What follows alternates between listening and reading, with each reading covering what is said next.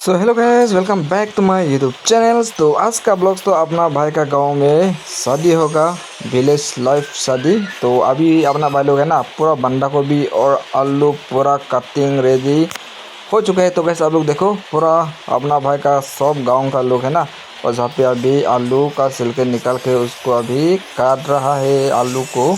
तो उस बनाना तो पड़ेगा ना, शादी में तो लोग खाने के लिए आएगा ना। तो आप लोग वीडियो देखते रहो। सो गाइस फाइनली जहाँ पे अभी खाने के लिए जहाँ पे पूरा बैठ चुका है। और उधर देखो गाइस, पूरा ये आपको बोतल पे देख रहा है ना, और ये पानी का बोतल तो आप लोग देखा होगा। और ये बोतल है ना, ये पूरा सरफ है गाइस। और विलेज में ऐसा सरफ ही यूज़ करता है, ये लोकल सरफ है, घर में बनाते हैं।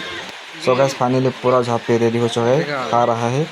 तो आज का ब्लॉग आप लोगों को सब वीडियो देखा लिया है। तो अपना भाई का गांव में शादी, तो अपना पे सपोर्ट कीजिए। तो गाइस आज के लिए तो bye bye, see you again guys.